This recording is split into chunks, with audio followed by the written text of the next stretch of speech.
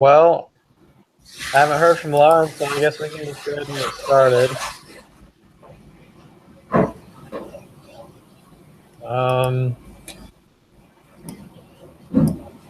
Let me get my thing pulled up real quick. What? I'm just getting my document pulled up. Okay. All right, I got mine when you're ready. Okay, I'm ready. You ready? Okay, for Yeah. number one, I got B. B. Yes. Okay, I choose A. You chose A. How come? Yeah. Why'd you choose A? Okay, because in the slide they show a difference between the well-being and the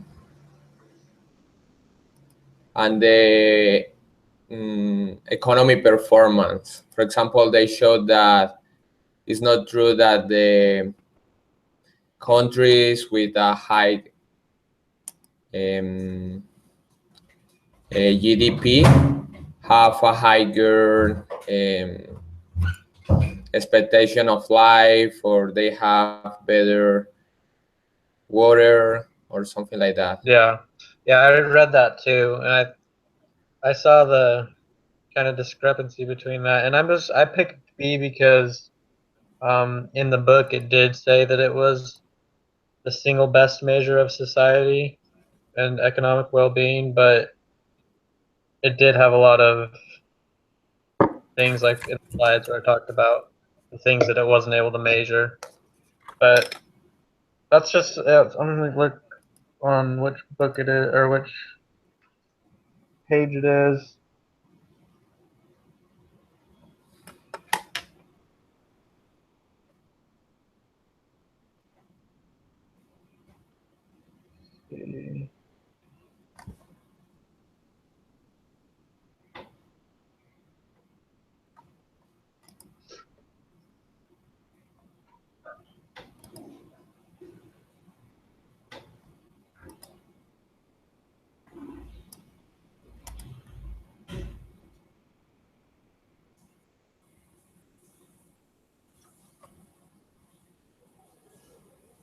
Can't find it now, but I did read that in there. I don't know exactly where it is now, Okay. but I understand exactly what you're saying too, because it said both in the reading that it had a lot of issues and that there were arguments that it wasn't the best measure of the economic well-being. So honestly, maybe it could be A. I don't know. Yeah, I was confused in the questions 1, 2, 3, 16, and 17. So Okay. yeah, Yeah, there was so confusing ones. I was not sure in this one and in other questions. All right. Well, let's move on to two. You said you had a question on two. So Okay. the answer I put C. Um, and the issue I found with C was that it repeated itself. You know, it talked about it's computed from revenue firms receive from the sales of goods and services, or as revenue they receive from sales of goods and services. So it's like the same thing. Um, but as far as it goes, like it's C because it's accurate that it's computed as GDP is computed as the revenue firms receive from sales of goods and services. Then Mm-hmm. I chose C just because like it had issues in it, but A, B, and D were all false. So I just stuck with C. Yeah, me too, but I'm unsure about the answer. Yeah, yeah. C makes sense, but there are issues with it. Yeah. Yeah, because if you did any of the other ones, yeah, just all the other ones, A, B, and D could. be disputed by the flowchart, so I'm just gonna stick with C. Okay. What did you choose in number 3? I chose A. A. Oh, me too. Okay, perfect. Number 4, I chose A as well. A, yeah, income. Yeah. And then number 5, I chose B. B. Same. And number 6 is C. C. Number 200. 6. I got D, 204. Why? So it's asking for the gross national product, which is different from the gross domestic product, and the difference is income from foreign workers that earn it within the country are included in GDP, but income earned by citizens working outside of the country are not. But with GNP, it's the opposite. So let me share my screen. Okay.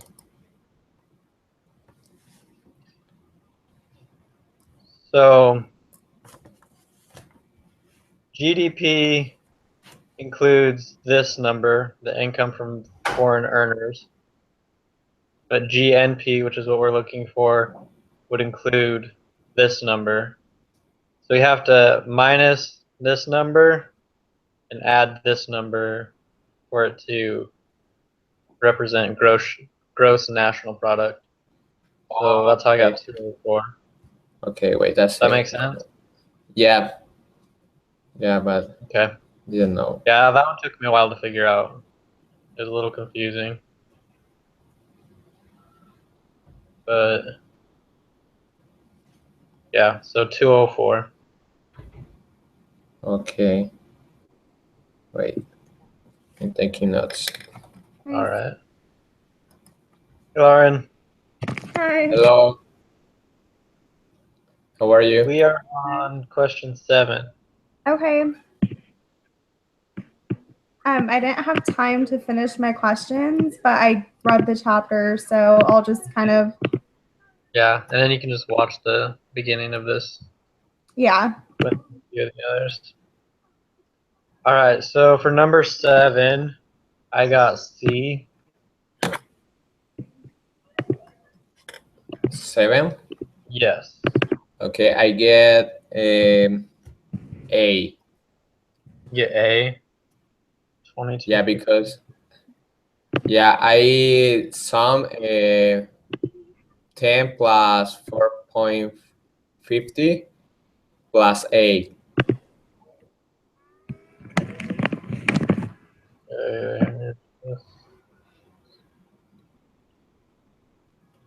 All right, so I got C because talked about the gross domestic product is the market value of final goods, and so I didn't include the 10 pounds or the $10 that the farmer sold it for because it was an intermediate good, and that value would be represented when they made the final good, which is when they shelled and canned the pecans. So what I did was,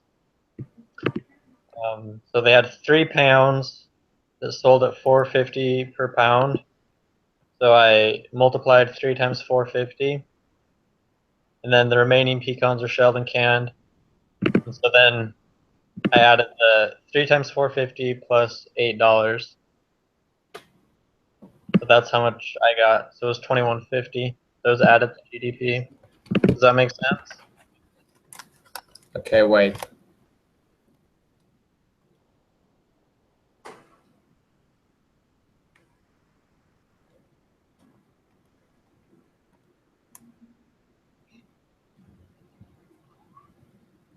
And your answer was B?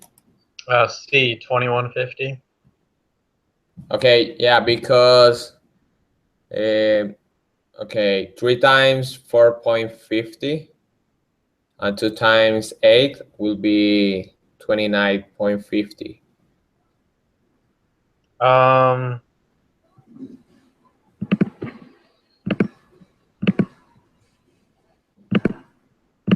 Hold on a second.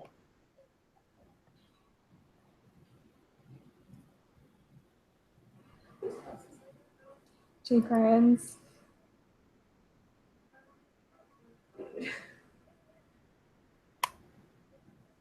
Let me look at this. Yeah, you're right. Adding that. No, okay, no. So they're sold for a total of $8. So it was $4 per pound. So it's $13.50 plus 8. So does that make sense? Okay, wait. Oh, yep. So it's not $8 per pound, but it's $8 for the 2 pounds. Yeah. All right. Okay. For number 8, I got C.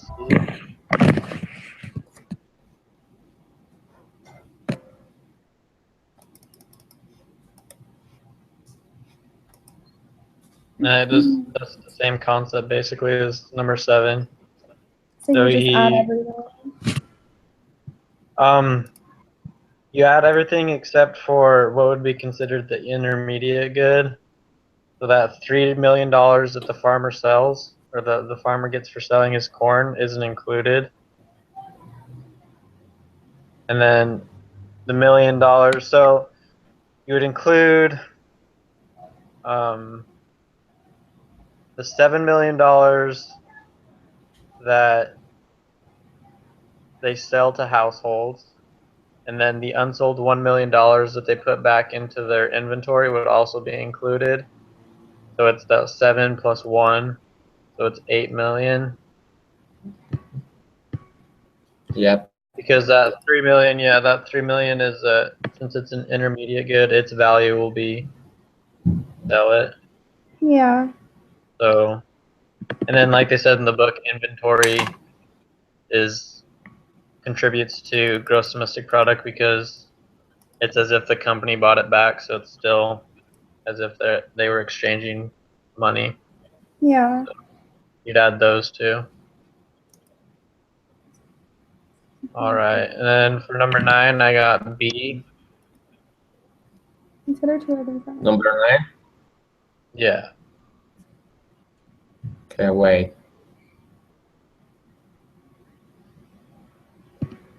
Okay, do you consider the estimate rental as a consumption? Because I choose D. You chose B? D. D? Yeah. So it said in the chapter that rental values are included in GDP, and they'd be part of the consumption.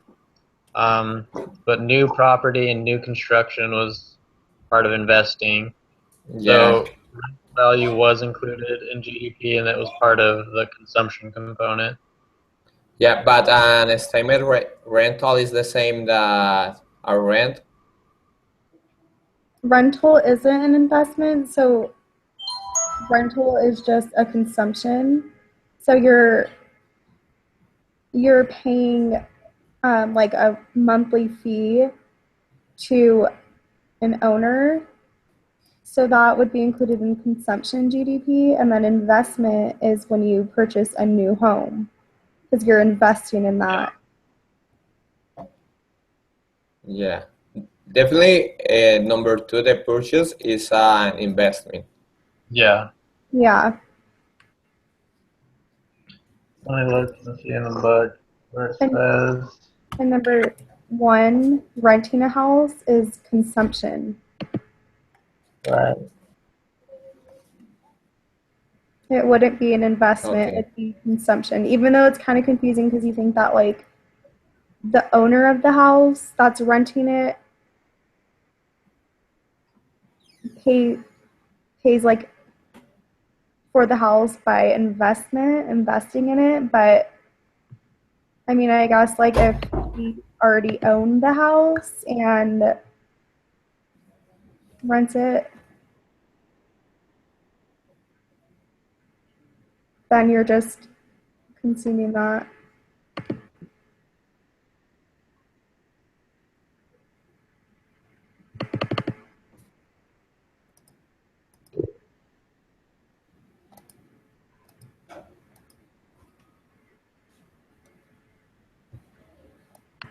Okay, for number 10, Okay, number 10. I chose a B. I chose B as well. okay. Yeah, because if you're buying, I mean, if you're using like the government's money, even if it is made in Germany, you're still using the funds for that. So that makes sense. And you're importing the car, so you're importing it into America. So yeah, that one makes complete sense. All right, perfect. So number 11, I chose A. A. So you just okay, so consumption was 3,000. Yeah. GDP was 8,000. Government purchases were 2,000, and imports were 600. Okay, so their investments would only count as consumption. Where do you get the 200 for that? The 3,200 for investment. Mm-hmm. So basically, it's just like basic algebra. We got to find the missing piece. So we know that it all adds up to 8,000, and minus 300 or 3,000, we still have 5,000, and then minus 1,200 for the government purchases, and then on exports, we have to minus the imports first because it's net exports, which would be, so it wouldn't be minus 1,200, it'd be minus 600. And then what we're left over with is 3,200. So investments has to equal 3,200. Does that make sense? Yeah, why wouldn't we count the exports though? So we count net exports. So it's exports minus imports. Oh, and that totals to 600. Yeah, so 1,200 minus 600 is 600. Why do you subtract it instead of just taking like the full amount? Because so if you import more than you export, that is actually taking away from the gross domestic product. Does that make sense? It's negative. Because gross domestic Yeah, product because is all about what you produce in your country. yeah, it's taken away So- because you're spending money and you're giving money to a different country versus Right, you're building their gross domestic product. yeah. And so you have to minus that out of your exports so that we're counting the positive side. Does that make sense? Yeah, and so the remaining 600 would That'd be counted towards the GDP. okay. Oh, okay. So you're subtracting the 600 because that's what you're giving to another country. So it's not helping our GDP. Yeah. Right, yeah, exactly. Gotcha. Perfect. Okay, number 12, I got D. Okay, wait. 12D. Sounds pretty simple. It's just domestic purchases of foreign goods. Yeah, that's easy. Number 13, the GDP deflator for year subsequent to the base year measures the change in A. I got A. D. GDP. I got D. You got D. Yeah. Yeah, I thought it was that one too, because just based off of what the definition was, because the GDP deflator talks about the changes that are not attributable to price. But then in the readings it says that the GDP deflator for subsequent years measures the change in nominal GDP from the base year that cannot be attributable to a change in real GDP, which is A. So Okay. does that make sense? Yep. It's clear. Okay, and then for number 14, for nominal GDP, would it be the price of the movie, or would it be the quantity? It's the quantity times the price, Okay, and so is the on both. So it's the quantity of movies times the price of movies plus the price of popcorn times the quantity of popcorn is the nominal GDP. and the highest one is the nominal, the highest one. Is D. Is the 2017 has the highest nominal. Okay. That just means that, like, even though they put like wait, how come they put a higher price on movies and sold more movies in 2017 than 2014 when it was cheaper? Well, that's kind of what so part of the GDP is that it grows each year. And so the reason they start to separate nominal GDP and real GDP is to figure out if it's based off of price or based off of an increase in production.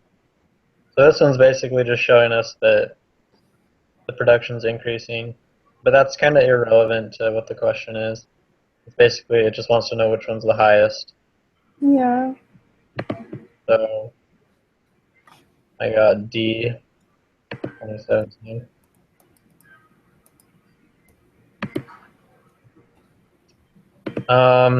For 15, I got C.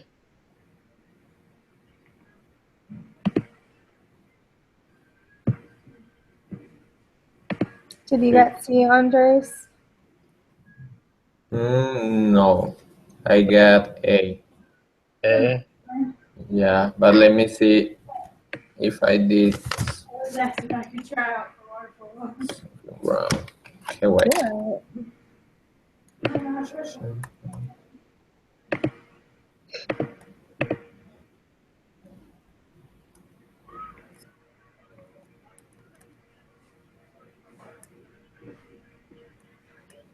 You weren't there very long.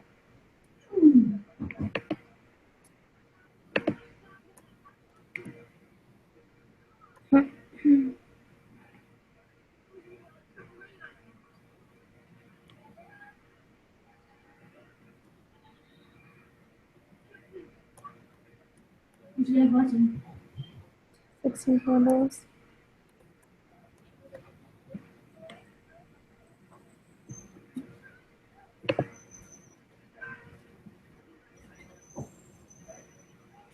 Which one did you get on that one, Lauren?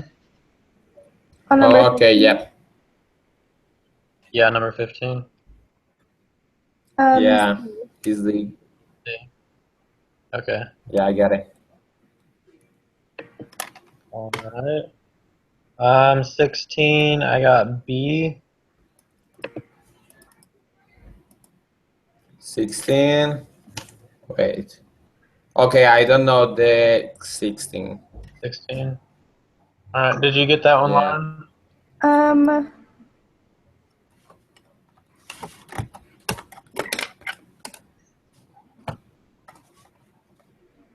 Yeah. Okay. You want to explain it to Andres? Okay. Please. So a country reported nominal GDP of 115 billion in 2010 and 125 in 2009. It also reported a GDP deflator of 85 in 2010 and 100 in 2009. Between 2009 and 2010, real output rose and price level fell. Since the GDP deflated,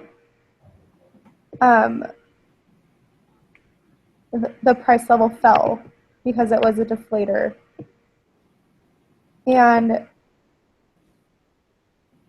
even though it says nominal, sorry, I'm trying to like explain this the best that I can. I'm sorry if I'm confusing you more. The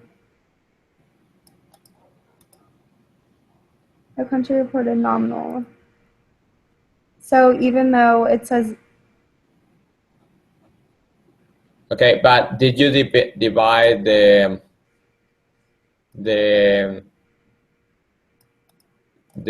number by the deflector? no, I didn't divide it, but I just assumed that since it said deflator, the price level fell. And since the nominal GDP increased from 115 billion to 125, it rose. So even though it's nominal and that's like confusing with real,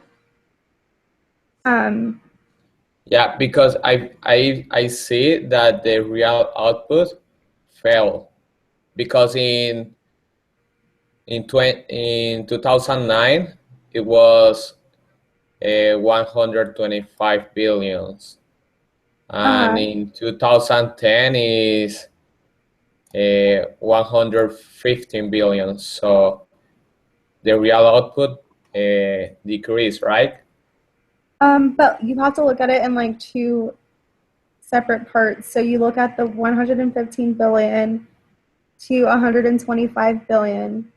So the real output for that is rising because it's going from 115 to 125. And then the deflator in 2010 was 85, and in 2009 it was 100. So the price level fell. Am I explaining it correctly, guys? Hold on a second. I'm trying to figure out exactly what I did to get this.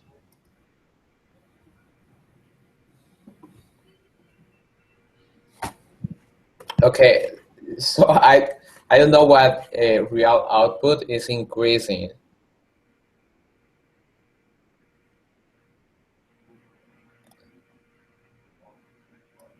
But okay, that would make sense if the second part didn't say it also reported a GDP deflator. So deflator means that it lessened, it fell.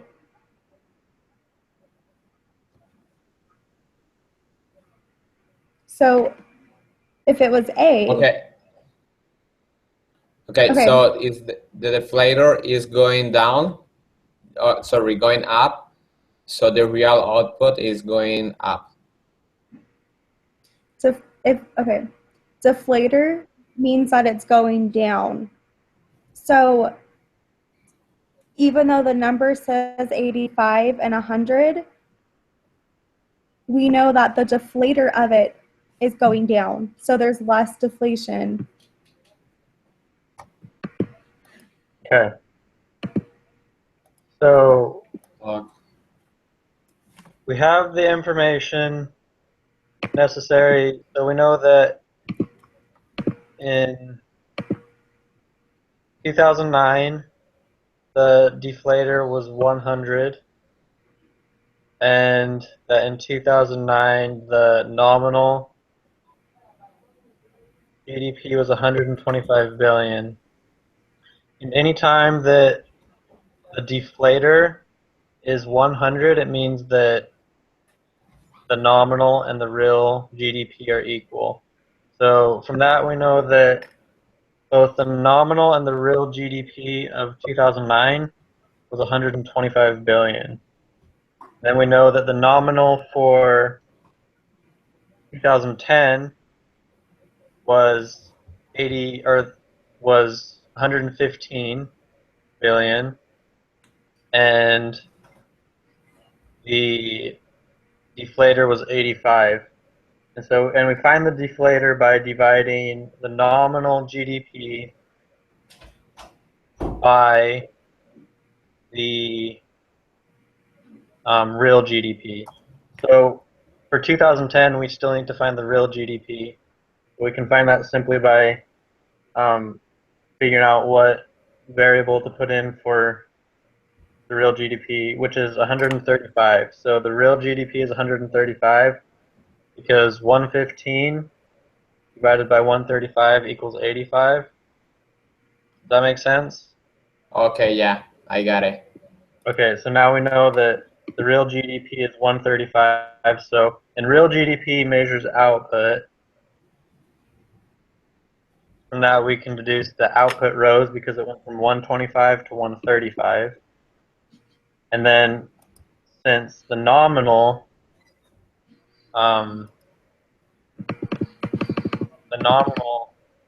GDP decreased in 2010, we know that the price had to have fallen because they were selling more, but they were making less. Does that make sense? So Yeah. the only way for that to make sense is if the price fell as well. So does that make sense? I had to go through it all again the way I did it last night, but Yeah. kind of confusing. I feel like I made it way more complicated. No, you were fine. It's just because they give us the information, and then really what we needed to find was the real GDP in 2010, Yeah. and it was just kind of hard to get to that point. It took me forever last night trying to figure it out. But all right, are we all good on that one? Yeah. All right. So 17, I got B. I got B by guessing. So, yay. Yeah, I Yeah, got 33%, so 38 was the near number. Yeah, this one took a long time because I had to go through and find the real GDP so that I could find the deflators so that I could calculate the inflation. So it was a long process to finally get the answer. But yeah, it was B, 38%. For 18, did you guys get B? I got A. 18, I Okay. got B. Got B. Okay. And so, I mean, like, if you look at this, you would assume that, okay, we know that it's 25%, but you would assume that, that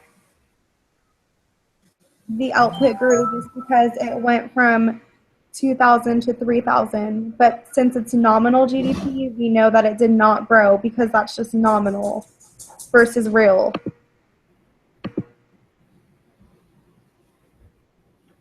Let's see. Okay, so I kind of did the same thing that I did in the last, or not the last problem, but the other one that we just went through. Mm-hmm. So given the GDP deflators for each year, and so for nominal GDP, I think the number was 2,500. Mm-hmm. Yeah, so the nominal GDP in 1975 was 3,000, and by doing the math, that means the real GDP had to be 2,500, and then 3,750 divided by 2,500 equals a GDP deflator of 150. So the nominal increased, but the output, which is measured by real GDP, was still 2,500. So it didn't grow. That's why I put it that it didn't grow. Okay. because it's deceiving. You look at it and it looks like the output's growing, but in reality, from 1975 to 1976, it didn't grow. The real GDP stayed at 2,500. Yeah. That makes Do you understand, Andres? Yep. Okay. For 19C, Yeah, I got C. Okay, wait. 19. Yep, see. Okay, and 18 is A. inflation 25%.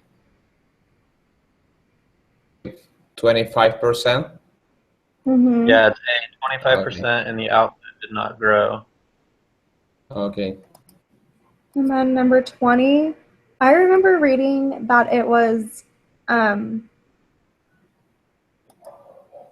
criminal activity in the economy, but I'm going to go with C, Yeah. just because A says it excludes. Yeah. And then But the I do reading also remember said that. that. What? No, go ahead. I do remember that it said that it included illegal activity and criminal activity too. Yeah. So Yeah. that's kind of confusing. Yeah, it's C. Can you guys go over 1 through 6 real quick if you don't mind? Yeah. All right. So for 1, I got B. Needs to monitor the performance. That totally makes sense. According to the circular flow diagram, GDP,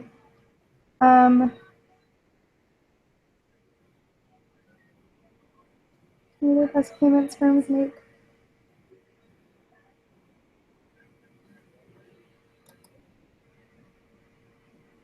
A.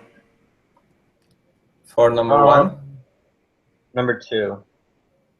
or number 2, C. Yeah, it's C. So let me read what A says. Okay, so payments firms make to factors of production plus revenues would not equal GDP because revenue itself equals GDP. So if we added the payments that firms make plus revenue, it would be over GDP. Okay, so revenue and payment is the same thing. No, sorry, that was confusing. So they're two separate things. Revenue equals GDP, and the price or the hold on, I got myself confused now. Okay, the factors of production.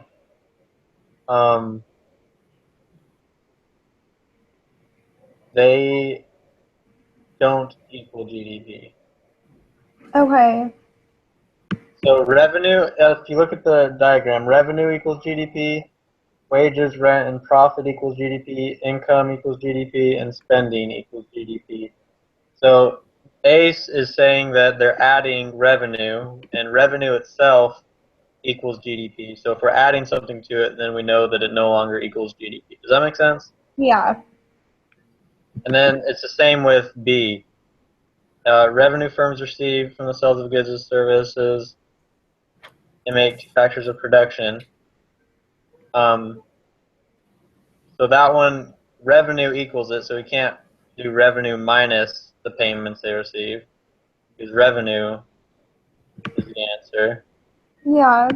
And then C is confusing because it says the same thing twice. It can be computed as either the revenue firms receive from the sales of goods and services or as the revenues they receive from the sales of goods and services. So that one's confusing, but all the other ones can be determined to be false. Does that make sense? And just because it says the or instead of and. So it's just confusing there. But Yeah. it's C. Okay. And then number 3 would be income, but not expenditures? No, it's income and expenditures. Okay. So, like in the very first of the chapter, it talked about how if someone in the economy, if someone asked someone else to mow their lawn and they charged them $100, that person's income that mowed the lawn, they got $100, and the person that paid for it, they spent $100. So her expenditures and his income are gross domestic product. They equal each other. Okay, I totally get that on like a surface level, like by definition. But if you really think about it, like that's still the same $100 in the economy. But And it's just confusing. it just belongs to a different person now. Yeah. It's not like anything really increased. It just exchanged hands. Yeah. Like, yeah, I didn't understand that. Okay, I'll probably ask the teacher about that on Thursday. Yeah. The number 4 was really confusing to me just because of the way it was worded, but I put A, income. Yeah, because savings don't count, obviously. That's in your bank account. You're not using it. Government spending, that doesn't count because you're giving money to a different country. I mean, not a different country. Like, that's... So that would be going back to question 3. So government expenditure. So it has to, income has to equal the expenditure, so it can't be income minus expenditures. Okay. So, and then imports are not necessarily expenditures, but they decrease GDP. So it can't be income minus imports either. So do they increase GDP because we're giving our money, we're importing our money, but we're importing something and then we use that as like resources. Like if we imported a tractor and then use that to create product to sell, is that why it would count for imports too? Well, as long as our exports are more than our imports, then imports, like it'll still count to grow the GDP. And I was reading on one, it did talk about how when we import something, like you said, something that'll help us grow more food or something like that, it would decrease and increase our GDP. So, but it just depends on the numbers. Okay. And a lot of times it'll just equal out. So it's like it's not an actual increase and it doesn't decrease either. Does that make sense? Yeah, that's like perfect. Okay. Then number 5, we got B. Okay. Does that make sense? Why? Yeah. And then number 6, gross national.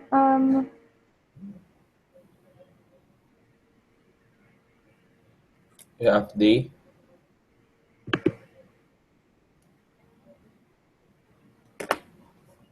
Okay, so it'd be like the total.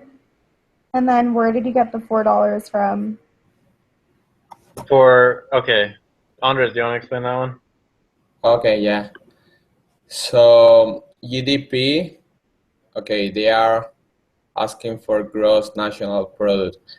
And so that is the GDP plus the earning of citizens that are abroad, less the foreign that earn in the country.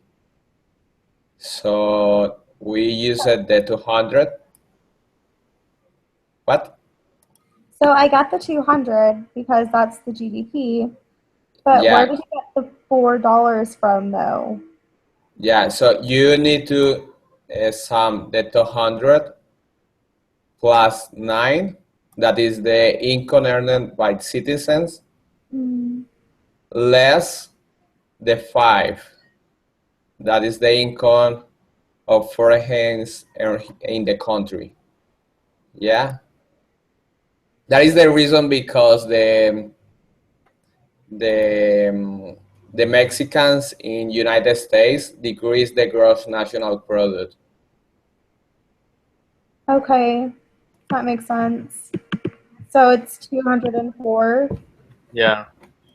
So just like you were saying, and just because, so the only difference between gross national product and gross domestic product is that gross domestic product includes income foreigners earn while in the country, and gross national product includes income earned by citizens abroad. So just like Andres was saying, you would add the $9 and minus the $5. Okay, that makes sense. Good deal. Okay, you did 7, right?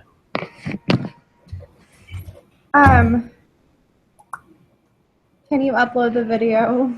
Yeah, I will do that, and I'll make sure to put our names on it. So Okay, and are you guys good for the same time next Monday? yeah, I am.